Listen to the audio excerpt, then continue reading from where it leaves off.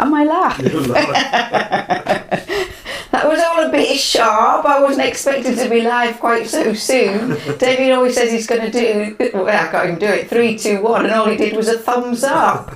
Anyway, welcome. I believe that there are well over 50 of you already waiting to hear the answers to all of your excellent questions. So here we are towards the end of October 2024. So only this session and 2 more before we're into a whole new year and a whole new year of live question and answer sessions. Where does the time go? Anyway, Peter is here. He'll be joining us in a moment, but for now I'm going to pass you over to David. So David, off you go. Hi everybody. So Susan Jenkins has parked her motorhome on the drive this month. So Susan, welcome from Is she home. sat on the drive? No, I don't think she's sat on the drive of the motorhome. So for those that don't know, Susan is normally in her motorhome somewhere, telling us where she's watching from, but it's the motorhome is parked. Jackie Peters said hello from Hertfordshire. Deborah Chancellor from South Dakota. Jennifer Clifford from New Zealand. Well done yet again, Jennifer. You're up very bright and early for New Zealand, I think. Maria Margarita Fernandez, good afternoon from Puerto Rico. Deb from Rhode Island. Hi Deb. Joy King, hello from Gloucestershire. I think we've got a question from you today, Joy, haven't we? Rosemary Soper from Bournemouth. Lots of people. Hopefully you can all hear us and we're ready to start with the questions. So what an international group you are. We are highly flattered that you are joining us from so many places. It is wonderful to know where you are watching from. So the prize, 2 lucky winners. That's what Peter's waiting for. He's actually in the middle of doing a bit of house demantling, and we were sat up here prepping, and all we could hear was this incredible hammering and the house was shaking, and we were thinking we were going to end up on the next floor. We're on the top floor of 3 floors, and we thought we were going to just find ourselves plonked in the lounge, just sat on the sofa, because that's about directly below where I am. It's a sledgehammer. Oh, it is a sledgehammer. It is a sledgehammer. But so if Peter goes back to that job in a short while and you hear and you see me shaking, you'll know what it is. See your lounge after a little while. Oh my God, it scares me. Anyway, so for 2 lucky winners, so you just have to be one of our members. You don't need to do anything else. My favourite silk thread, which is the Superior Threads Kimono Silk. It comes in 2 different size reels. A small one, which has 220 yards, and a larger spool which has 1,090 yards. Now I know this doesn't look like an awful lot, but this is £16, so $20 or so of thread just in that. So 2 lucky winners are going to get one of the large size reels, and when David emails the winners, we will ask you to choose a colour that you will find the most useful, so that you get a colour that you can really use. And I use it for lots of things. I think it makes the most beautiful buttonholes, and I have a question from Sarah Runnacles about buttonholes and thread, and I will say this again, Sarah, but use the silk thread top and bottom. Makes gorgeous buttonholes. In the blouse class and the shirt class, I use this gorgeous silk thread. It's really beautiful for discreet hand sewing and much more. So Peter, come and introduce yourself. I'm sure there will be most of you who have already met Peter in his BAC overalls. How many years have you had these overalls, Peter? Since 1979, I think. Yeah, so it shows you how much DIY he does. No, but I like to keep these because they say Military Aircraft Division. So if he goes to the Plumbers Merchants or something like that wearing these overalls, you'll get trade prices. That's what it's. A bit of kudos when you stood at the trade counter in these. Everybody else is talking about, you know, Yorkshire fittings, and I'm talking about heat-seeking missiles. Right, 2. Not that I know anything about heat-seeking. No. Oh, you haven't shown them the key point. No, just do the thing first, and then yeah. Don't get overexcited. Right, I've got 2. And I can smell that you're baking bread as well, Peter. A man of so many talents. Don't let that bread burn. Right, okay, so my husband, he just stay there, just get down. Okay, He will not tap into any of my extensive knowledge about sewing or anything. If he's going to do it, he's going to do it his way. And so I think I must have been away somewhere. Anyway, I came home after a little trip away, and on the kitchen table is this old hand cranked sewing machine, and it stayed there for about 3 weeks in order for him to put a pencil pocket onto the front of... Rehem the legs as well. Oh, right, and you used what you took off to make the pencil pocket. Now, if this is just show your pencil pocket... You have to stand. Yeah. It is in the most ridiculous place because every time he bends over, he gets stabbed by the point of the pencil. No, he doesn't. Listen. Bend down again. So anyway, this is a label that is stitched on. So what I would have done, or told him to do, was reinforce a bit of stitching on the outside here, unpick that little bit there, reinforce it here, stitch down here, and the pencil pocket was already there. But would he ask me? Would he heck? Go and sort your bread out. Works, absolutely works. No, it doesn't. You've got a big black pencil mark. If Philippa's ill, I'll be taking over the dressmaking part. Yeah. And would you tune in for that for about 2 minutes, possibly? Anyway, let's have the first question. Okay, quick, let's move on, shall we? Yeah. Okay, the first question is from Hazel Kimber, and there is a picture that goes with this. If I can tee it up, actually it might be ready. Oh no, it's the wrong one. Back to me, I will tee that up. I thought I teed it up. So the question is from Hazel Kimber, and she says, a friend recently gave me some beautiful Laura Ashley dress weight cotton velvet. I'm planning to make my 2 granddaughters' dresses for a wedding in February. I wonder if you have any tips on using velvet. The bodice is lined, so I was wondering what fabric I should use for this. Does the velvet need to be washed beforehand, and do the seam allowances need neatening in any way? Even when sewing for my young granddaughters, I'm always referring to different classes to make a really nice job. Thank you, Hazel Kimber. And I'll put that picture up now. So Hazel, how lovely. Some beautiful velvet. I do love velvet. When I was doing my O-level needlework when I was 15, I made a navy blue velvet jacket, and I thought I was the bee's knees. It had jetted pockets with flaps and everything. So you've taken me back there. And it looks like you've got quite a nice chunk of fabric there as well, quite a nice big piece. I wouldn't pre-wash it. I think that it's a bit tricky. If it's cotton velvet, I don't know, maybe you could just cut a small piece off and just give that a gentle hand wash and see what happens. But I think that you risk kind of losing the body of it a little bit. But ultimately, I suppose it will need to be washed. So I'm going to suggest on that one that you do a little tester piece first and see what you think about pre-washing it. Okay, so I'm going to leave that up to you and how it actually turns out. Now then, tips on using velvet. Okay, so what I suggest is that you make up a little toile and don't spend a long time with it, but I don't know how many granddaughters you've got. 2 granddaughters, sorry. Make one for each of them. I don't think it matters if you make the dress a little bit on the generous side. I think that'll be absolutely fine, because if you're going to put a sash around the waist, which you've got on one of the images, that will just pull it in a little bit, and it means that you're going to go to all this trouble, but the dress will have a little bit more longevity because it'll last a little bit longer. Presumably the dress for the eldest granddaughter goes to the younger granddaughter eventually anyway, so she gets double use out of it. So but I wouldn't make it too snug. I would do that little toile. Now you don't really need to treat it very much differently to anything that you are sewing, but you probably do need to reduce the pressure on your presser foot because it is really quite thick, and if you've got a lot of pressure on your presser foot, you run the risk of kind of making an impression in the velvet and pressing it down on either side of the stitching line. So reduce the pressure of your presser foot. Don't have your stitch length too small. You could go up to something like a 3, something like that.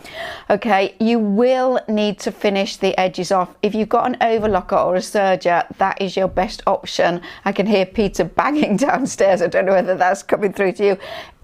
Once you start cutting into it, you'll cut the pile and it'll shed little bits of the pile kind of endlessly, really, and it may fray as well. So serging, overlocking would be a really good idea.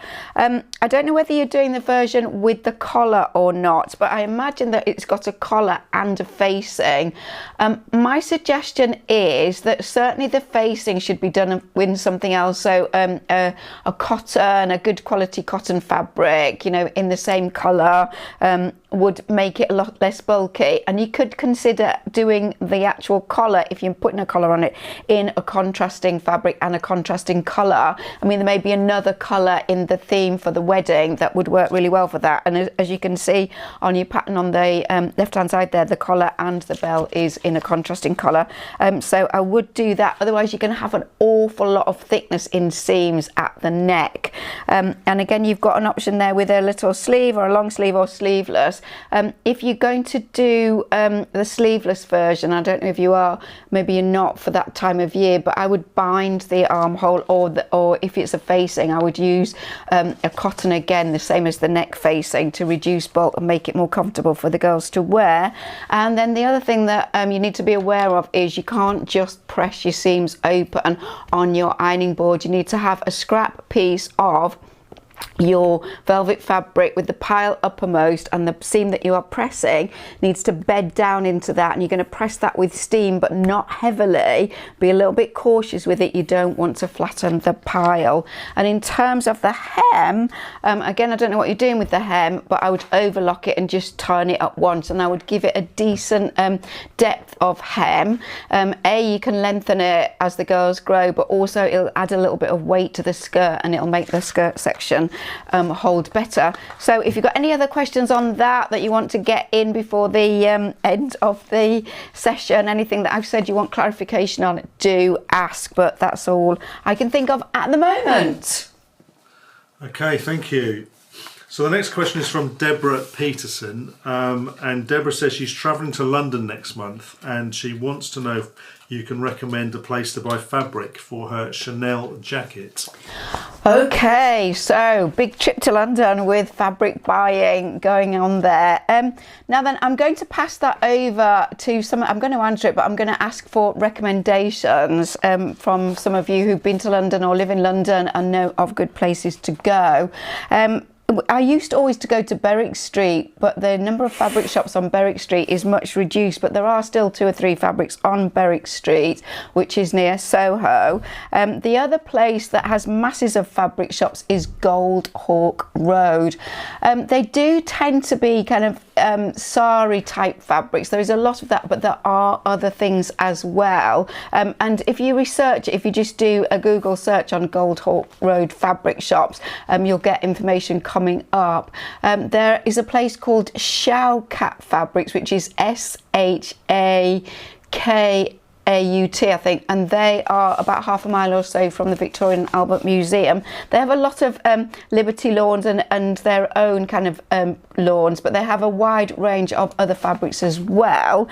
So that's all I can think of at the moment, but I'm sure David, if he keeps his eye on the comments, will be able to give you some more ideas as you lovely members give us your expertise on that. Okay, thank you. So the next question is from Pippa Williamson, and Pippa said, "Hello everyone, I love your dressmaking course. Can you explain the difference between a French seam and a flat seam, please?"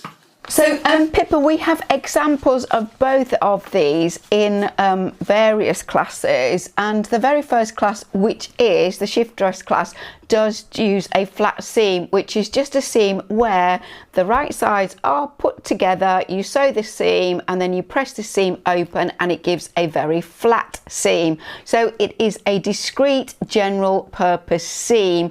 It's not one of the strongest seams because it is just the thread that is holding things together. There are other seams where, you know, you press to one side, top stitch, that kind of thing, and they are stronger. But that is a flat seam. And then a French seam is a narrow double stitch seam where the raw edges are concealed within the fold of the fabric. So in this case, you put your 2 plies of fabric wrong sides together, you sew a narrow seam, and then you turn the fabric right side together and you sew a second line of stitching, and the raw edges get encased in between the layers with that second line of stitching. It's a very comfortable seam in that it's narrow. It was often used on babies' clothes, delicate silk blouses, things like that. Anywhere where you want delicacy and you don't want anything really showing through. So if you're doing a sheer chiffon blouse or something like that, it would make these seams very unnoticeable. But do look at our, I think that is in the blouse class, but if you go, I'm sure somebody will tell me which class in, but certainly in the wrap class I do a project with pretty much all French seams. They pop up in various places, so all the information is in the classes with lots of demonstrations. Okay, good. Sorry, I was just reading the next question. We've got a couple of comments on places to buy fabric in London, particularly for Chanel jackets.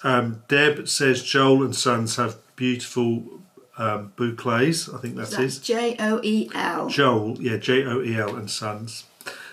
Sue Egan, hi Sue, says I second Berwick Street, especially Misan, M-I-S-A-N fabrics, and she also says Linton tweeds sell online.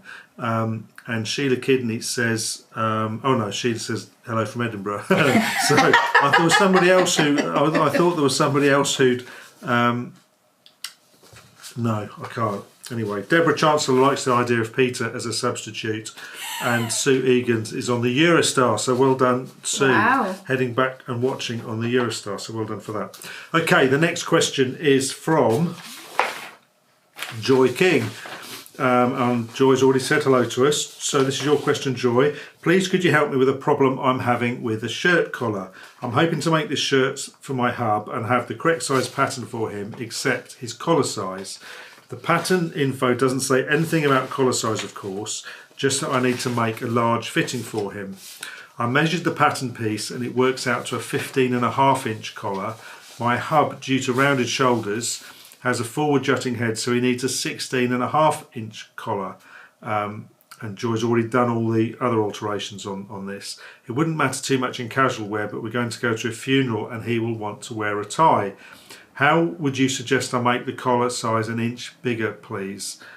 She says she knows how to alter the neck shaping for herself. Again, thanks to your instructions, but she has a brain block about how to do this on a shirt. So this is the pattern which she is using. Philippa, how would you go about adjusting the collar size for this? Okay, so Joy, that is a very nice thing for you to do for your husband, so well done on that. Now then, the reason I think that this particular pattern does not give you collar sizes is, when you look at it, it is actually quite a casual shirt.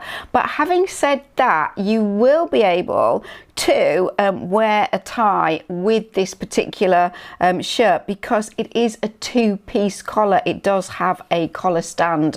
If it was a more casual shirt, it would just have a one-piece stand. Okay, so it will work, but that is why. And you can see all of the illustrations, and the chap that's actually wearing it are wearing it with the neckline unbuttoned in a casual fashion, and it's not tucked in. And we also have a debate, Peter and I, is it tucked in or tucked out for a shirt?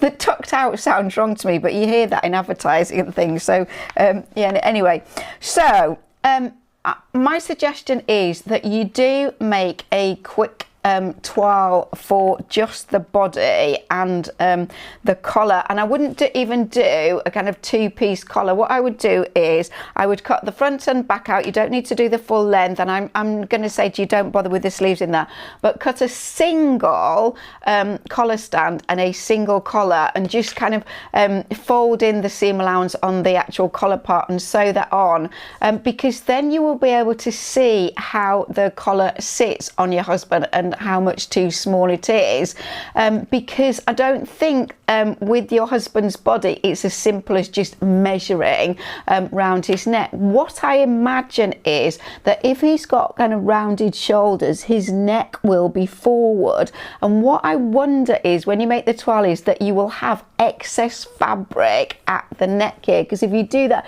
you're going to get an excess piece of fabric here, and what that suggests to me is, if that is the case, that you will scoop the collar further down at the front, which will increase the circumference of the neck, okay? And then you will be able to measure that, and you'll be able to extend the length of the collar band and the collar by that amount. Now, let's say that you do scoop some out of the front and it gives you an extra ½ inch. You're going to need to find another ½ inch somewhere, and I would distribute it around the neckline. So that extra ½ inch, I would be slashing and spreading a generous 1/8 of an inch in the centre back and put a generous 1/8 of an inch at each shoulder. And I would, and again, you'll know this when you do your toile, but I'd probably go from nothing at the outer shoulder and then taper up and add it in at the neck edge, and then you're just distributing it around the neckline, and then you would also add that onto the length of the collar band and the collar, which you can just do by slashing the centre back and spreading. Okay, so I do think that you need to make that toile, because I very much think that that's what's going to happen. And if you don't do that, I think that the tie and the front neck of the shirt are not going to sit very well. So I'd be very interested to hear what happens when you make your toile up. I don't know when the funeral is, but if you can get back to us in between live question and answer sessions by just getting in touch with Kelly or David. So hopefully that will assist you on that. Okay, thank you. The next question is from Diana Perler from Sisters in Oregon. And Diana says, I'm trying to make some trousers following your directions, Philippa. My body has changed through the years and my waist measurement is 35. My hips are 36.5. So you can see I don't have much of a curve, and I'm wondering if I should stay away from contoured waistband and stick with a straight one.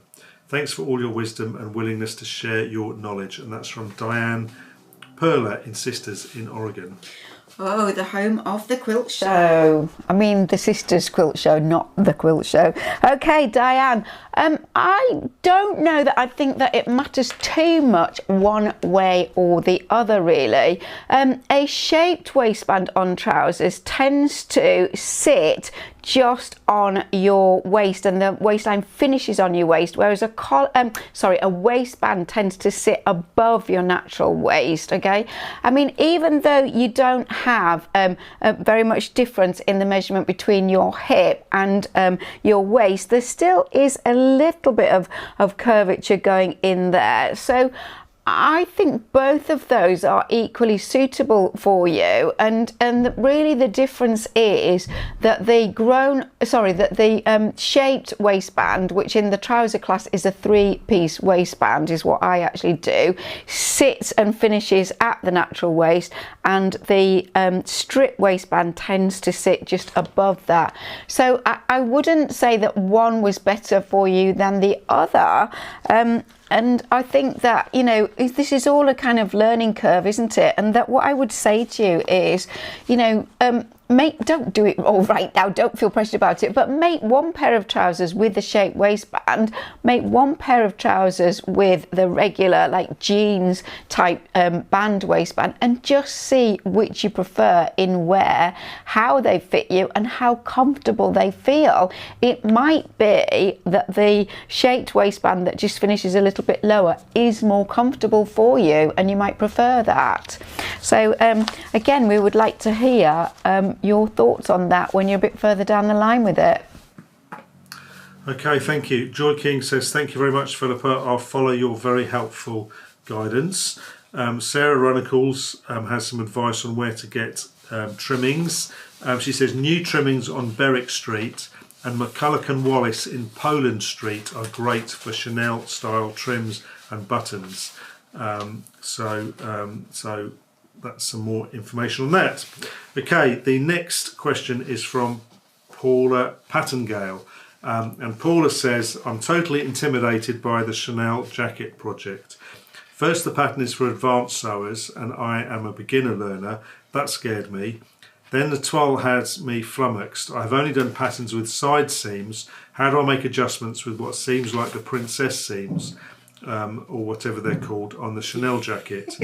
And then she said, is there some way to access the previous question and answer sessions? My schedule never seems to match your schedule. Well, Paula, all the previous ones are either in your library, or if they're the YouTube ones, they're available on our channel on YouTube. I did write to Paula to let her know that.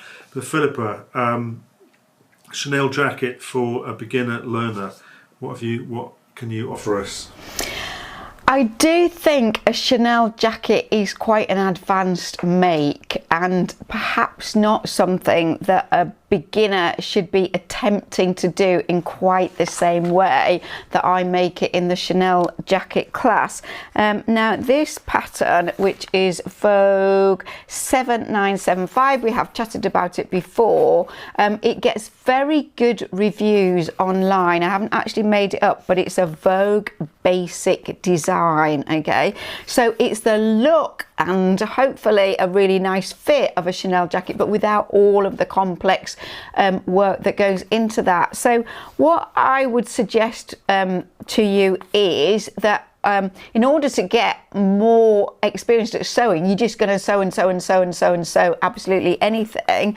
But that I'm going to suggest that you don't make your Chanel style jacket initially out of the loose nubby tweeds that traditionally Chanel jackets are made out of. I would choose a much more structured, firmer tweedy fabric. It can still be soft, you know, it can still have pliability to it, but that if you did that, you could make an unlined version, or you could line it, but you wouldn't need to quilt the lining and the outer fabric together in order to stabilize that very decorative nubby tweed that Chanel often uses. So I think this pattern would be a really good option for you, or simpler versions of. Start with something that is a less challenging fabric, a firmer fabric. Just do machine made buttonholes, or there is a version here that is just edge to edge and has no buttonholes on it at all. Find a nice easy trim to put on, nothing too complex, and follow the pattern instructions. But do absolutely, you bought absolutely everything we had to check. You've got all of our classes in your library. You know, watch the Chanel jacket class, because even though you're going to make a simpler version of, there'll still be lots of information there to help you. And choose a plain fabric to start with, or something just with a very sort of discreet a bit of texture or something. Don't try and match checks and plaids and stripes initially. Build your skills in the make, and then you can move on to more complex Chanel style jackets. Okay, thank you. So the next question is from Karen Butler, and Karen says, I would like to know how to insert a sleeve into a garment. It's something I've never understood how to do. And that's from Karen Butler. Thank you, Karen. Well, we have many classes showing you how to put a sleeve into a garment. So the very first class, which is the shift dress, shows you how to put a little short sleeve into a garment. We've got the blouse classes, we've got the day dress class, we've got the shirt class, we've got the quilted jacket class, we've got the wrap class. I mean, we've got basically just about everything. Most often when I am doing a kind of fairly standard ready to wear outerwear garment that has a sleeve, I tend to join the shoulder seam, and then put some ease stitching into the sleeve head, and then I sew the sleeve in on the flat. And then when the sleeve and the shoulder have been joined, I then seam all the way down from the cuff to the hem of the garment. It's much easier than sewing the side seam up, making the sleeve up, and then sewing the sleeve in on the round. However, I do show you how to do that in the Chanel jacket class, fast because that particular sleeve has 3 pieces and the seams run here and not in the underarm. So there are cases when you do need to close up the side seam and construct the sleeve into a tubular shape before sewing the two together, but on the whole I do it on the flat. So please dig into your library, and you've got masses of choice there to help you do that. Loads of instruction on that. It's not difficult, you can't go wrong.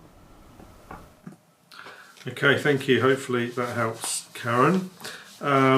So Sue's question. We'll come back to Sue in a sec. Question 10 is from Maureen.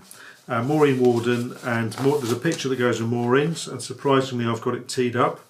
I'm proposing to make a drop sleeve jacket from a soft, totally synthetic fleece fabric. I'm proposing to add a fine cotton needle cord as a yoke, button band and collar. Do you have any thoughts on the advisability of combining 2 totally different fabrics in terms of both the construction and aftercare, such as washing? This image is close to what I have in mind. Okay, thank you, Maureen. So that is an interesting question and not anything that we have been asked previously.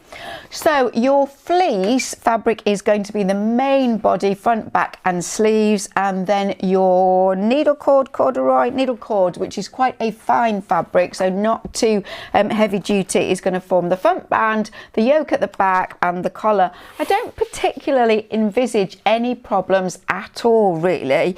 You will have a difference in handle in that your fleece will, I expect, be a knitted construction, so it will be more stretchy than the needle cord. But I think that if you pin and baste, and I would tend to sew, for example, if you're sewing the front band onto the front, I would tend to sew with the needle cord on the top, and rather than the fleece on the top, because the fleece will tend to get pushed more because of its soft, stretchy nature by the sewing machine foot, whereas the needle cord won't.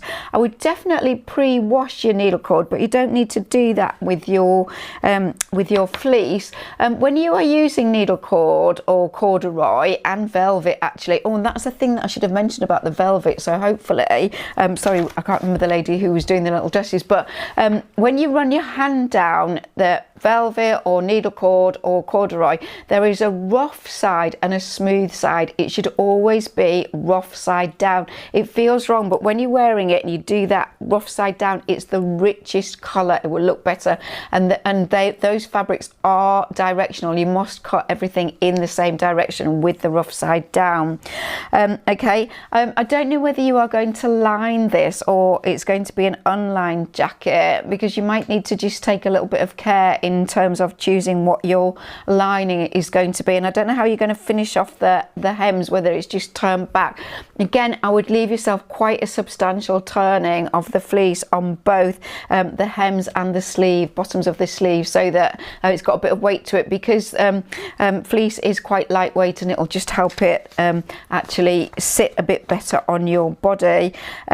In terms of interfacing for your, I don't know if you're doing buttons or poppers or what, I would put a lightweight fusible interfacing into certainly the front band and the collar really as well. I think it'll give it a little bit more structure. But no, just make sure that you pin the heck out of it and sew wherever possible with the most stable fabric on the top. Don't have your stitch length too short. Okay, thank you. So Lynn Peterson says, thank you for all the fabric store suggestions in London. That should take you the best part of the day to get around the rows. At least. It'll be a very fun day. I can be sure of that. Okay, the next question, we're going to go to Sue Egan's question. And Sue's is a curtain making question. She says, I've been watching Philippa's excellent curtain making course recently, as we are preparing to move into our new home next month. However, rather than curtains in the bedrooms, I'm considering Roman blinds, because I think these will look better than gathered curtains. I'm considering using quilting fabrics to make the patchwork, possibly some applique. The backing fabric will be a blackout lining, and I may quilt the patchwork onto some white sheeting for stability. Hope that doesn't sound too awful. Doesn't sound awful at all, Sue. My question is, would Philippa construct the blinds in the same way as curtains? leaving the button open and using the appropriate header tape, and then add the horizontal casings for the rods to go through?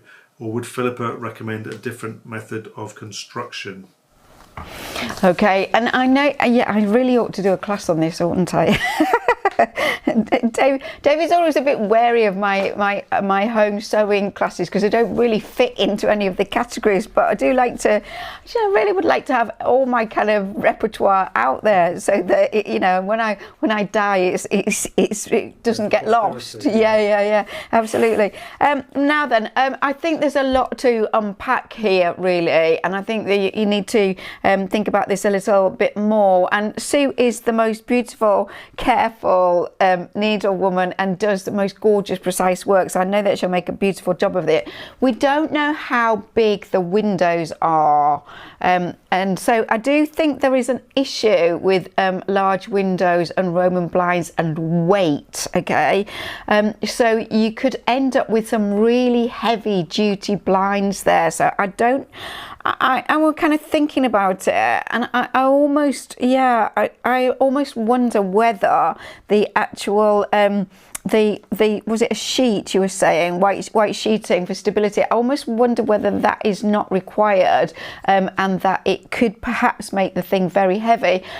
What can happen with Roman blinds is when you've got an awful lot of fabric and it's a big window and you're pulling them up, you end up with a lot of fabric that you're trying to get to the top, which because it's fold on fold on fold, and so it might not sit very nicely, but also there's a lot of wear on the actual cords that pull that up because they've really got to work quite hard at it. So I do think the cord that you choose can make a difference. I do remember years ago making quite a big, it wasn't very long, but it was a very wide kitchen window which I did a Roman blind for, and eventually, well, not after a great deal of time actually, the cord kind of wore through and snapped, and in hindsight what I realised I'd have been much better doing was to make two Roman blinds to fit the space, and then I would have had the option of being able to have one fully open or partially open, and I could have played with it in terms of what light I was letting in, but also it would have put a lot less strain on the actual cord, and those curtains were actually stapled onto a wooden batten that was fixed onto the window frame. I'm not sure that, depending on what you're doing, that a curtain heading tape is the look that you want. That a Roman blind, I think it wants to be kind of flat and tailored and not gathered up. But just posted, she says her windows are 3.6 metres wide. Oh my goodness. By 3 metres drop. Right, so okay. Big windows. They are big windows, so you definitely want to be splitting that up, I think. I'm just going to talk a bit more about that. And also you're talking about putting rods so that the actual Roman blind, when it is in its up position, is held in a very formal manner. There's a lot of fashion now. I mean, Roman blinds are really kind of coming back almost in a way that they were in the 80s, if you can remember those flounced and ruched and festoon blinds and that kind of thing. The top designers have had this big swing away from everything grey and very minimal to really over the top stuff, and there are quite a lot of Roman blinds that are done without rods, and so when they are pulled up they have a gentle sag to them, but they tend to be quite lightweight. Okay, so I do think that you need to kind of think carefully about the actual mechanics of this and how it is going to function. Also, I would also say to you that a curtain doesn't have to be a really full thing. So you could make curtains, and in fact I've got in fact, David, can people see the curtains behind you if you just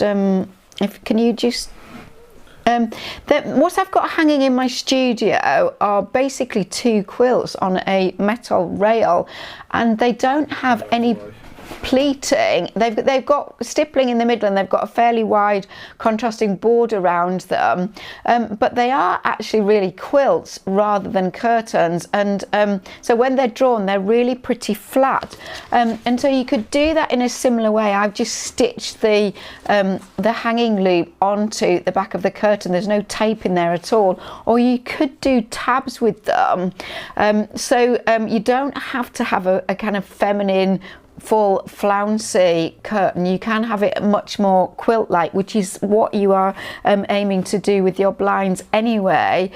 So I think I'm going to ask you to think about that a little bit more and do more research online, and do look at some contemporary things like two really good magazines, Homes and Gardens and House and Gardens. Lots of that kind of thing in those kind of magazines. And I think that there's no big rush on this, is there? And that we should maybe have another discussion on this with you later on. I also wonder whether you think about things like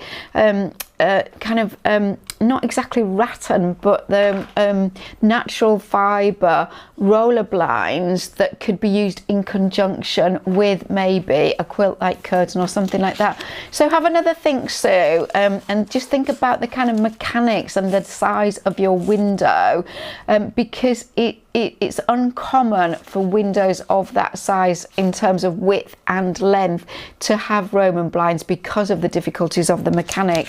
But leave it with me, because I do want to think a little bit more about it, and we'll chat maybe more on it next month. Okay, so the next question is a dressmaking question again, and it is from Nancy Forrester, and there's an image that goes with this. Oh no, that's the wrong image. I thought I had teed up the image. Let's get Nancy's first image up. There we go. That's Nancy's second image. That was the one I was looking for. Okay, so Nancy says, I'm currently making a blouse using your excellent guidance. Attaching the collar seems like rocket science, and I've been wondering why you don't use a facing at the back neck as well, so that the collar is sandwiched between the facing and garment all the way around. The pattern I'm using recommends a similar method, but it still involves the snips on the shoulder seams, and this is the pattern here. I also wonder if no facing on the back leaves the garment weaker at the back neck. So my question really is, why is a facing at the back not a good idea? I've been with you since COVID and I've learned so much. I started sewing at school but never stopped learning. Thanks for all you do. And that's from Nancy Forrester. So Nancy, I don't think there are any rules at all. David, have we had a look? I'm sorry, I haven't got anything on my screen, but have we seen the pattern instructions? Yes. Okay, could you just pop that up again for me, please? Okay, so if we look at, there are excuse me, 5 images. If you look at the middle image, you can see that the collar has been made and turned out, and it has been attached to excuse me, the body of the garment at the neckline, but the facing that goes up the front hasn't been put on. And what you are going to have to do is snip into the collar in order excuse me, David and I were having a question about who was going to cough the most this evening. I was saying it was going to be him, and he said no, it's going to be you. Excuse me. Are we still looking at the picture? Yeah. So yeah, you're going to have to snip into somewhere to conceal that seam allowance, excuse me, into the collar. There is no reason why there can't be a facing. Sorry, David's gone to get me a drink of water so that you're just stuck looking at that picture at the moment. There is no reason why there can't be a facing that goes across the back neck in the same way as you would do for a jacket. I think that it maybe is a little bit historical in terms of, you know, that it saved fabric so that it was less expensive. Thank you, David. So that would be one reason. If you were making quite a sheer blouse from a lightweight fabric, you wouldn't want to see the facing kind of through the back neck in that way. I mean, if you were doing a fairly robust fabric, then a facing would be fine. It wouldn't really be noticed. Thank you. I'm getting lozenges and everything. I'm just going to take a sip of this drink, sorry. So I don't really see that there is a reason why you should or you shouldn't. What I'm going to say to you is just be guided by what you're actually making. So if, as it, you know, your fabric doesn't look sheer or see-through, it's quite shirt-like blouse in its cotton. It looks like cotton, so you could easily put a facing on that and it wouldn't be very noticeable. I'd keep the facing relatively deep so that it doesn't flip up, but not too deep that it just is, it might stand a chance of being visible. But if you're doing something sheerer, a more delicate blouse, then I would stick with the method that I show in the class. And your other option with it is that instead of tucking the clipped seam allowance in the back section up into the collar, what you can do is you can trim that seam allowance down very small, and you can bind it with a very lightweight bias strip of fabric, and the binding would just extend to under the front facing, and then you could just top stitch, do a little line of top stitching really close to the collar just to hold that in place. That is another way of doing it, which is simpler. So do what you think. I mean, hopefully, you know, all of my lessons in both the quilt making and the garment making and curtain making or whatever, I don't try to be too prescriptive on it. I do want you to kind of think what works best for you. Okay. Right, well, that was hopefully gave you the answers that you needed. So while Philippa has a sip of water and sucks on a lozenge, I'm gonna have one. The next question is from Alexandra Pearson, and Alex was the winner of the weights the weight. We gave away one of the weight pincushion weight as a prize, and she saw them and decided she wanted a set.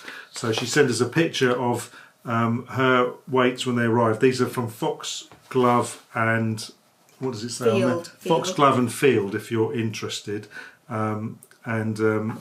We certainly like them. Philippa loves them, and she has several which she uses. And she has a question as well. Alex says, I popped into Linton Tweeds, as you do, and bought some reasonably stable wool mix fabric. And Alex sent us a picture of that as well, very helpfully. So there's the fabric. However, the fabric I really wanted was much more open weave, so I left it behind until I can figure out the best way of stabilising it. I appreciate that Philippa may have covered this in detail in the Chanel Jacket class, but those of us who won't suit a Chanel jacket, might there be some advice? So that's in terms of stabilising the fabric, I think. So Philippa, what have you got to say on that? I've got to say, lucky you, just popping into Linton Tweeds, as you do. And how lovely that they always give you one of their gorgeous woven labels when you buy some of their fabric. Do you know, I haven't ever sewn any of their labels into any of the garments that I've made. I must do that. Note to oneself. Okay, so both of your fabrics look really beautiful, and I can understand your hesitation in the very loosely woven one, because it does need to be stabilised if it's not going to be quite a loose garment. So for example, let's say you'd bought the more open weave fabric and you were going to make a skirt with it. If you were going to make a fairly straight skirt, you would definitely need to stabilize it, because as soon as you sit down, it's going to seat, it's going to pull at the seams and so on. And the Chanel skirt that goes with the Chanel jacket is treated in the same way, in that you fully line it, but the lining is not held separately. The two fabrics are quilted together with lines of quilting stitches that go vertically down the fabric, and so the stitching of the outer fabric to the lining stabilizes it, and of course the more structured, firmer lining takes the kind of wear in that sense. And so yes, the outer fabric is functional, but it is also serving a kind of decorative function, and it is the internal lining that's doing the hard lifting in that sense. However, if you were going to make a very full A-line skirt, that skirt's not going to be under tension, is it, as you walk and wear it, as you sit down and so on, because there's plenty of fabric to move around. However, it may still cause you problems in that it may kind of drop and droop. So, you know, let's say you were going to make this A-line skirt, I wouldn't do it with just a front and a back, because there's a lot of movement in all of that big piece of fabric. I might have a centre front panel and a centre back panel. I might have the front in 3 sections. It would give you the opportunity to add more flair into it or put gauze in it or something like that. Okay, because those seams would help to stabilize it because they'd be smaller pieces. And what I would be doing with the seams is that I would be sewing a stabilizing strip of fabric in the seams. The ideal thing is a piece of silk organza cut on the straight grain parallel to the selvage, about 1 inch wide. It's so fine you don't notice it in the finished garment, but what it does is it holds the seam and stops it stretching. So that kind of thing, if you are going to make a jacket, you need to stabilize it, or the pattern, the design needs to be such that it's not too fitted. So I think that you should work with the fabric that you've just bought and then have another trip to Linton Tweeds when you've built up your confidence sewing the fabric that you have bought, and go for it, but just choose your pattern a little bit carefully and it will all be good. Okay, thank you. Hopefully that is helpful. So we've got a question from Sarah Runnacles, and Sarah says, just a question about the Chanel style jacket. Should you be happen to be opting bottling out of hand sewn buttonholes, asking for a friend, I cannot get them to look uniform. Is the process the same? I.e., would you still recommend sewing, basting, and sewing the buttonhole with mini stitches for extra support? Also, I've tried, this is a second question really, I've tried superior bottom line in the bobbin and kimono silk thread in the top, and the bobbin thread just snaps. Any ideas on this as well? And she just adds at the end, I think I know the buttonhole prep class word for word now, having listened to it so many times. So, do you have any advice for Sarah, please, Philippa? Okay, so lots of you will not have watched the Chanel jacket class, but in the Chanel jacket class, the buttonholes are quite an extensive job. They are beautiful and they are done by hand. A lot of it's done by hand, but it is not the only option. Okay, so basically what happens is that you take the front of the jacket where the buttonhole is going to be and you put interfacing behind it, and you hand stitch through, just creating the buttonhole just through those 2 layers, the outer fabric and the interfacing.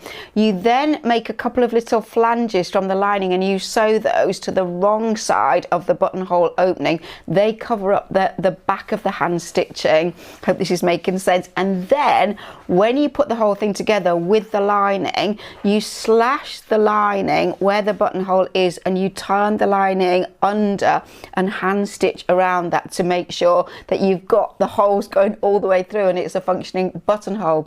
So that very first stage where you are going to, in the class, excuse me, shouldn't be eating this sweet, but it is really helping my throat, did the work by hand. Yes, you can do that by machine. So you would baste the outer fabric and the interlining, the interfacing together, do all of those steps, and instead of hand sewing the buttonhole, sew it by machine using silk thread top and bottom, which should work really well. So I am not sure if Sarah's question is asking about when she's using bottom line in the bobbin and kimono silk in the top, is that when she's sewing the buttonholes or is that for some other process in the making of the jacket? I have never had an issue with those 2 fabrics, so those 2 threads not playing with each other. For me, it's a really great combination. So what I'm going to suggest, Sarah, is whether it's for the buttonholes or some other operation, try the silk in the bobbin as well. I think I'm hoping you will find that will fix your problem. I can't really think of any reason why, unless there's some kind of snagging or there is a tension issue. It shouldn't be that the bobbin thread breaks if there's a problem with your needle. It would tend to be the top thread. So if anything else comes to me, I'll get back to you on that. But anyway, if you know the class word by word, you should come and sit here one day because you've got loads of expertise that you can share with everybody. So thank you for the question, Sarah, and let us know how you get on. And Sarah's only down the road in Yorkshire, I think, aren't you, Sarah? So It's a possibility. Okay, the next question is from Anne Maynard. And Anne says, I have a question regarding altering a dress that I made 2 years ago, which is now much too big as I have lost around 2 stone. I made the dress for a wedding. Congratulations, well done, Anne. And here is the pattern. Here's the dress. The pattern is McCall's M7086. I no longer have the paper pattern as I thought I'd never make it again. It's got a very full gathered skirt on which I could pull up the gathers a bit more, but it's how to alter the bodice. The sleeves are grown on, so not separate pieces. Would it be best to unpick and trace around the fabric onto the paper and then try to reduce the shape, or do I reduce by pinning to shape? I do have more fabric, so I could start the bodice from scratch. And we've also got a picture of the actual pattern there. So Philippa. And it is a really nice dress and it's a lovely pattern. So David, can we just very quickly go back to the illustration, the actual line drawing, rather than that's perfect, thank you. So the dress, if you look at the front of the dress, it has a decorative element to the waist, and it looks like it's almost like a belt really, but it will be sewn into the side seam, and I'm not clear whether it's just a little kind of a band that is sewn over the middle to pull it in, or whether it's actually knotted. I imagine it's a band. Anyway, it depends how much you love the dress. Sorry, David, we can go back to me chatting now. It depends how much you love the dress and how much work you want to put into it. What I'm going to say to you first of all is put the dress on and see where it's too big, to find out where the alterations need to be, because it may be that you don't need to do too much, or you might have to do quite a lot. It depends where that amazing 2 stone that you've lost, which is fantastic, well done you, has actually gone from. So I would try it on, and if you've got somebody that can pin out little areas, that would be really helpful. I do think that if you want to do a really good job of this and wear it for another lovely occasion, it is going to be quite a lot of work, but I would take the bodice off the actual skirt. That means you're going to have to take the zip out of the whole thing, and I would do as you say, and I would either, after having tried this on and worked out where I need to remove fabric, either cut down the bodice or cut a new bodice from some of the spare fabric that you have, and then as you say, add gathers to the skirt, more gathers to the skirt, and assemble the two together. What I imagine you did originally was that you constructed the front and you constructed the back. You put the zipper in the back, and then you joined the side seams and the shoulder, you join the side seams and the shoulder seams. So whether you want to unpick to that degree is up to you. You're just going to be a bit tricky getting the zipper in neatly when the side seams are sewn up. So yeah. Okay, so if it was me, take the top off. I'd unpick the whole thing. I'd try it on. I'd work out where I needed to deal with it. I'd unpick the whole thing. Okay, I'd regather the skirt. I would do that tie thing, make it fit. I would make the new top. I would sew the front bodice onto the front skirt. I would sew the back bodices onto the back skirt. I would put the zip in. I would sew the shoulder seams and do the side. I'd remake it, but you don't have to do what I would do. Actually, I might just make a whole new dress. That may not have been the answer you wanted to hear, but hopefully that's helpful. Hopefully you can pick something out of that. Okay, we've got 3 more questions left to go. Susan Jenkins, you were first on the list to say hello, and unfortunately your question is last, so you will need to continue waiting just a few more minutes, and then we will announce the winners of the prize draw. The next question is from Joan Batzloff, and she says, good morning from the USA Florida Panhandle. This may have been addressed in the fibre and fabrics class. Is it advisable to pre-wash wool fabrics? I gently plunge them in cool water with a gentle spin to remove the water, and air dried, but they seem to have lost their newness. What have you got to say on that, Philippa? I think there's always these are multifaceted questions, and there's no one answer to it. Depends what the woolen fabric is, and it depends what you are making. So if you are making a coat, which probably not in Florida, but anyway, if you are making a coat from a heavy duty wool fabric, you're never going to wash that, are you? It's going to be dry cleaned, and it's going to be dry cleaned infrequently, okay? So you wouldn't pre-wash it. Now, way back in the sort of 80s and 90s, Liberty, and Sarah was chatting about this, Liberty used to do lots of lightweight woolen fabrics for dresses. They used to do particularly beautiful wool crepe, which was a very highly twisted yarn that gave this crepe effect, and that was made into dresses. Dresses might be washed or might be dry cleaned, okay? So you might do that with something lighter weight, but one of the ways that you can deal with wool, so let's say for example you're going to make some tailored trousers out of a medium weight wool, they would be dry cleaned, but dry cleaning can shrink things. You know, it isn't actually dry cleaning, it's solvents, it's not, there is liquid involved. So what you would do in that case is you would take your fabric to your ironing board and you would steam the fabric. So you would have water in your iron, steam, you could spritz your fabric very gently, and you just hover the iron over the fabric, and that little bit of kind of steaming will help to shrink it a little bit. And you know, if you took a pair of trousers to the dry cleaners, they dry clean them and then they press them with steam, that's what's gonna happen with it, okay? So I do think that it's not a one answer fits all of those possibilities, but what I would say to you is that treat it like a sweater. So if you're going to put something into water, I wouldn't ever spin it, even a gentle spin. So if I've got a lightweight woolen dress and I feel that I am actually going to hand wash it rather than send it to the dry cleaners, I am going to press it between towels. If it's a sweater, I would roll it up. But if it was a dress with collar, cuffs, things like that, waist, all the rest of it, I would have 2 or maybe even more towels. I would lay it in between and I would walk on it in clean stocking feet or not in shoes, and I would press the water out of it, and then I would put it on another dry towel to dry flat. So I do think that, you know, in the fibre and fabric class, we talk about the woolen fabric. The fibre has scales all over it, and heat and pressure cause felting because it causes those scales to overlap, and you will never overlap those scales. Once they've gone into that position, they stay there. So hopefully that's given you some pointers.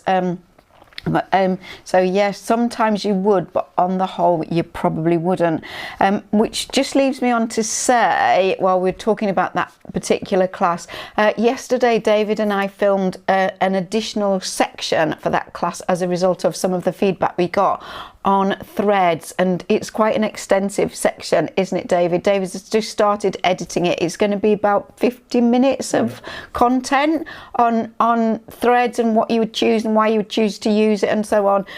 David is hoping to have that ready to go into your libraries by the end of next week. So it is coming, so hopefully that is useful information in addition to what is already included in that class for those of you that have bought it. Okay, thank you. So question from Julie Hill. I have a lovely pattern for a dress that uses stretch fabric. I've made it successfully twice already out of soft jersey, but I have recently purchased a cotton sateen fabric with stretch. However, it doesn't quite meet the stretch that the pattern requires. So my question is, can I use the fabric for this pattern if I put a zip in the centre back seam? That's from Julie Hill. Julie, that is so hard for me to answer. It's really cruel to me. How can I know? I don't know what the dress is. I don't know the style of the dress. I don't know how fitted it is. I don't know how it fits you. If it's a fairly loose style or not too fitted, you can probably get away with it by adding a zip to it. Because often the difference between a knitted fabric dress and a woven one is the getting in and out of it, which is your main thing. you say that it doesn't quite meet the stretch. So if it's almost there and you put a zip in, you probably can. It might be that putting a zip in and going up to the next size might be a safer bet. But without seeing your dress and the style of the dress and the fabric, that is a bit tricky. I would hate to say, oh yes, you can do that, and then you come along and do it, and then you get back to us next and say, well, I did it and I can't move in the thing once I've got it on. It is interesting that there are some patterns that I just have one or two of them that actually will accommodate both woven and knitted fabric. So I think you need to look carefully at the style of the dress, how the ones that you've made already fit you, the difference between the stretch of the ones you've made and the fabric that you've got, and just make a judgment on what you think you can do there. You're in a better position to be able to answer that than me. It's not possible, but I wouldn't like you to spend all that time if you ended up with something super snug. Okay, so yes, hopefully you can get something from that there, Julie. So the last question from Susan Jenkins is, she says, I'm not sure there's an answer here, but fingers crossed. I've made a trench coat and all seemed well until it was finished. When I bagged it out, I had a tuck at the vent and it seems like the lining is short above the vent, and here's a picture of that, so you can see the tuck at the top of the vent. I unpicked the stitch across the top initially as I thought the lining was short below, and it's sadly not the case. And Susan has now added, she should have mentioned that all her seams are graded and trimmed, so it would be difficult to unpick and lower the lining. So Philippa, what would you do if that happened to you? Okay, well, it does look beautiful. I mean, your sleeves look fantastic and it's all hanging really well, and I can see your belt and your belt loops and everything. It's just that last little bit, isn't it, which is really not great.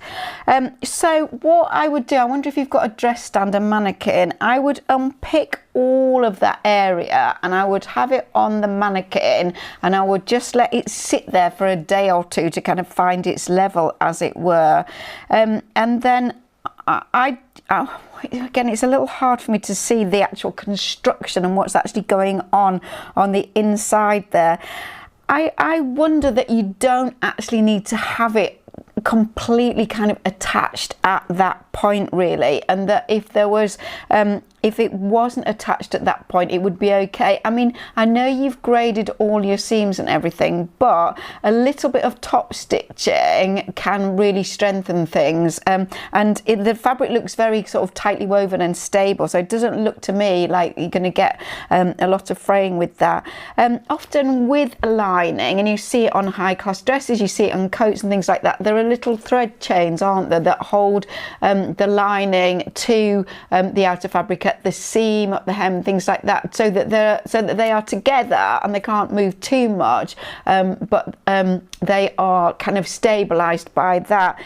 So I wonder if you should unpick it, let it just relax for a little while, and then I'm without actually being able to see inside to see what's actually happening, I'm wondering if those little thread chains are a better way to go, and that will fix the visual thing, and that it won't be a problem in wear. Again, if there's more you've got to say on that, do kind of get back to us next month, because it would be really useful to kind of see some images of what's happening inside and how that's actually stitched. But that would be my thought. That's what I would tend to do on that. Okay, Peter's here with the winners and a loaf of bread. Just to show you, I've been busy in all departments. Oh, right, okay. And how many miles have you cycled today, Peter? 26. 26. There's no stopping the man, is there? Right. Just before you start, So Peter makes pretty much all of our bread, and it's incredibly good bread, and it's really robust, and it's made of all kinds of heritage grains like spelt and einkorn and all sorts of things. So it's incredibly nutritiously dense, but not only is it nutritionally dense, it is also pretty dense.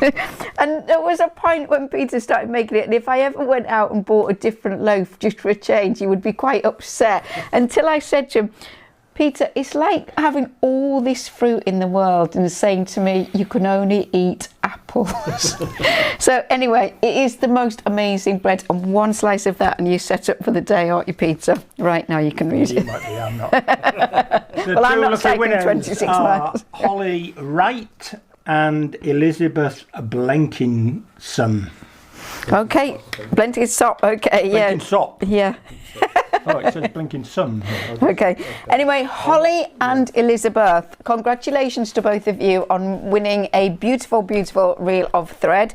David will be in touch with you to find out where you live, so that we can post this to you, and also to discover what colour you would like. So we've actually, we were worried that we didn't have sufficient questions for this evening, but they've been quite long questions. We've got a little bit over time. But for the Brits, the happy news is that it wasn't Bake Off this evening, so you haven't missed anything of Bake Off. For God forbid that you would miss anything of Bake Off. Okay, so as always, it's a great pleasure to chat with you. We really appreciate that you spend your time with us. I really enjoy answering your questions. I hope it's been really helpful. The more information you can give us in terms of photographs and detailed questions, the better, because the more information I have, the more easy it is for me to help you. So we will look forward to chatting to you next month, and please do keep up with the follow-up of the story of how things turned out, what you did you need more help, and so on, because we really want to hear what happens with all these lovely things that you are making. So from David, sorry, yeah, I usually do Peter, don't I? So from Dave, and from Peter, the bread maker, cyclist and demolishing person, is goodbye. And from me, I look forward to chatting to you again next month. Have a wonderful time sewing. Take care of yourselves.